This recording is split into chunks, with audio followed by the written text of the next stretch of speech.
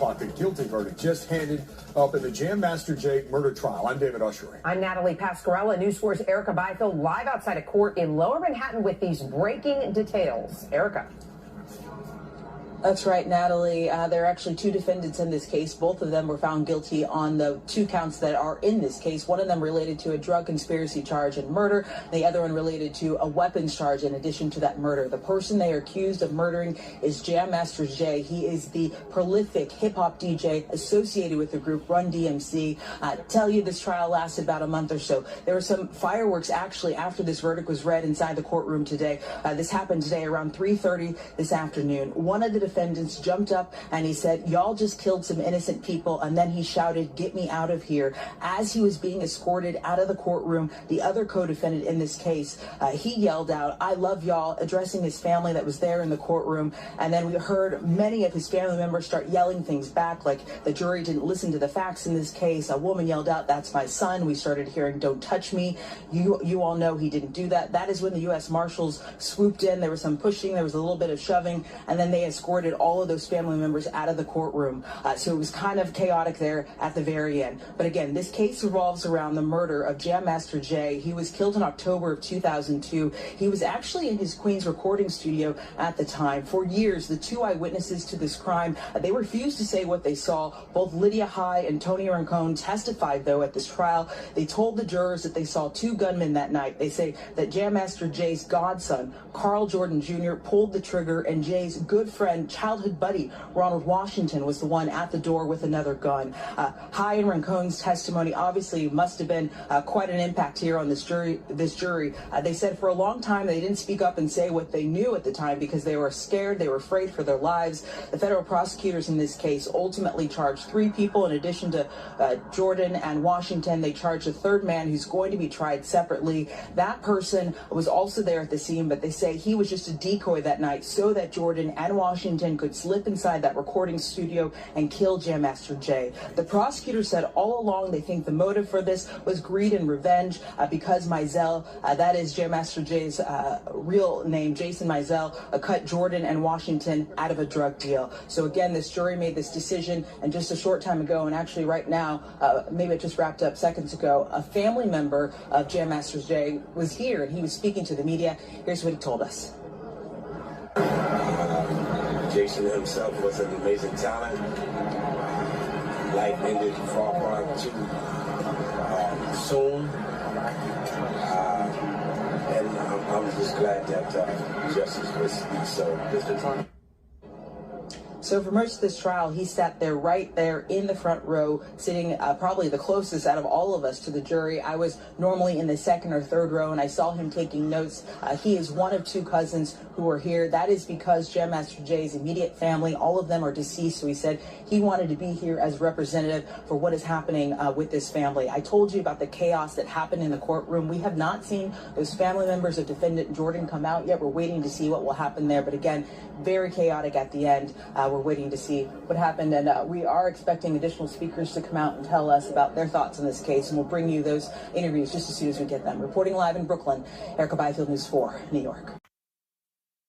Hello, welcome to episode 81 of Just My Opinion, and this one I'm entitled Guilty. Due to the recent conviction of two men in the murder of hip-hop pioneer and legend, Jam Master Jay. Before I get started, I'd like to give a shout out to Abu Saeed Amin. He does the music for my outros and intros. He's a very talented brother. Anybody wants to get in contact with him for using his beats or anything like that can get in contact with him on his Facebook page at Abu Saeed Amin. Also, his Instagram page at the same name. Thanks, beloved. I appreciate it. I appreciate everything. Now, let's start this episode of this podcast. Two men were found guilty of murder Tuesday in the 2002 killing of Jam Master Jay, the pioneer DJ of the groundbreaking hip-hop trio Run DMC. The case that for decades frustrated fans, frustrated detectives and fans alike. Ronald Washington Jr.,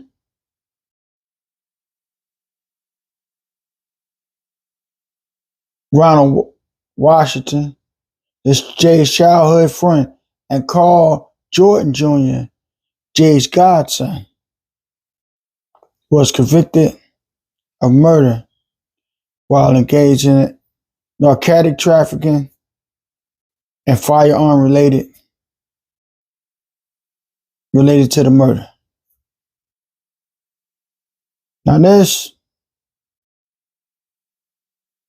is frustrating because Jam Master Jay is and remains a legend in hip hop. His group Run DMC was influential. The growth of hip hop, the Puffies, the Jay-Z's, the J2s, Tupac's, Biggie, Jay-Z's, and NWA. If it wasn't for the groundwork that Run DMC put down in the beginning, there would be none of these artists.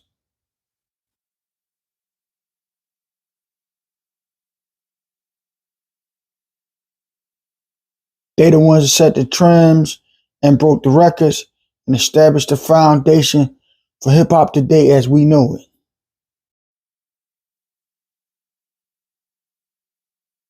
You don't know how tired I am of doing these type of episodes.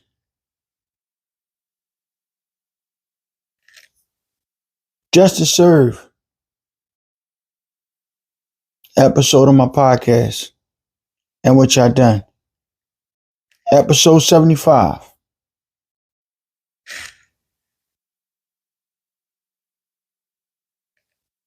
Episode 66. Solve and what y'all done concerning the murder of a rapper. The legendary FBG Duck episode 75. Justice Served. Solve episode 66. That which and what y'all done.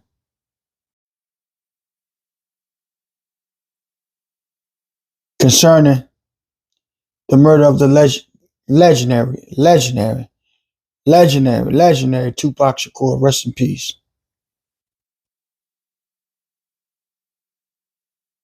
And episode 28.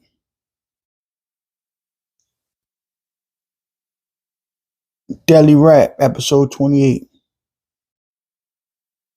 Which I talked about, discussed the murders of various rappers, including Jam Master Jay in this one.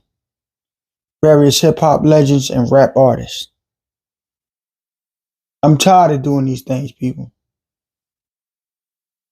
I'm tired of doing these episodes and videos concerning death and misery.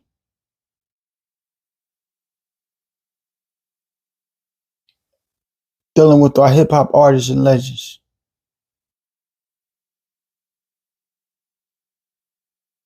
I'm really sick of it. Now, Jay, unfortunately, lost his life on October night in the year 2002.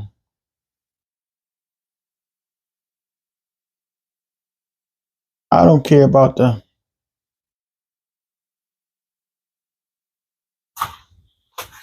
supposedly he's supposed to be tied up with narcotics. I don't care about that. You took away a pioneer, a legend, who was a big part of my childhood growing up. Run DMC they were godly-like to me. As you know, the music was just Jefferson's infancy, just getting off the ground. And these guys was this group.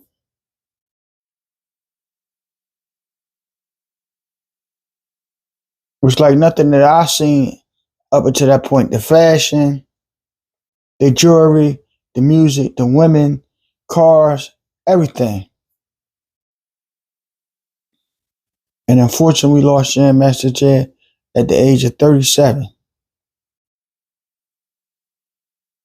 A young age. Age where he was taken from his kids, his wife, his parents, his friends, his fans.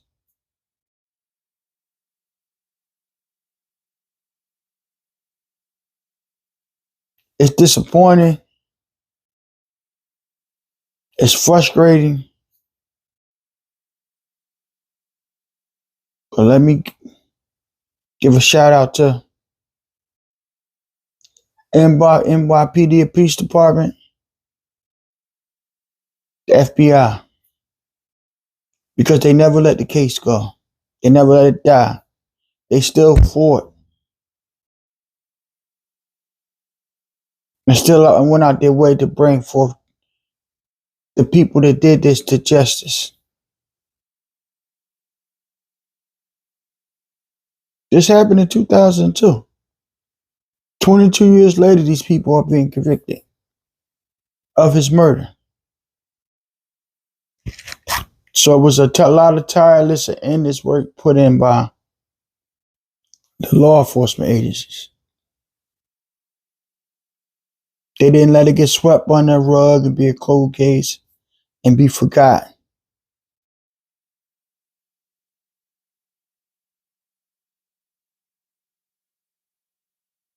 They were determined and steadfast to bring these people to justice. And I thank them as a fan of Jam Master Jay. And I'm pretty sure his family and friends thank him. Now, these people supposed to have a relationship with Jam Master Jay, a childhood friend. Childhood friend of his. This is how you doing? This is how you doing? Now you grew up with this man. Been around this man. And this is how you doing? Reportedly, the other guy was his godson. Somebody that he watched grow up and nurture and had a relationship with. And this is how you doing? With friends like y'all, who needs enemies? Who really needs enemies?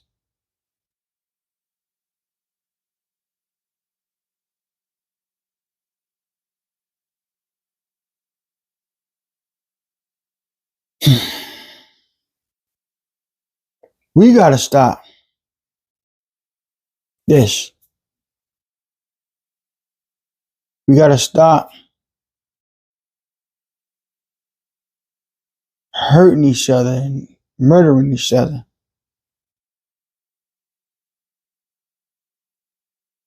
We gotta stop this. Countless lives has been altered and changed for the worse as a result of us killing and hurting each other. Not only the person that died, but that person's family, his friends, his loved ones. He's no longer in their life, no longer around to get them advice or get them a helping hand. Also the perpetrators. They're no longer able to be there for their family. They're helping provide and protect for their family. So now it's 3 black men gone. One's in the graves, the other 2 going to prison for a very long time.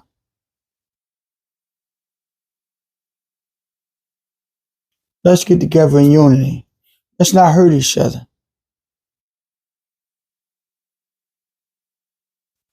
Thanks, like, share, and subscribe.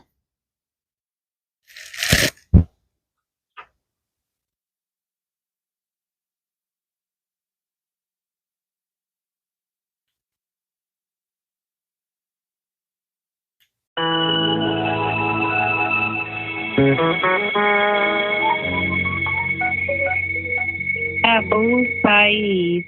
Oh,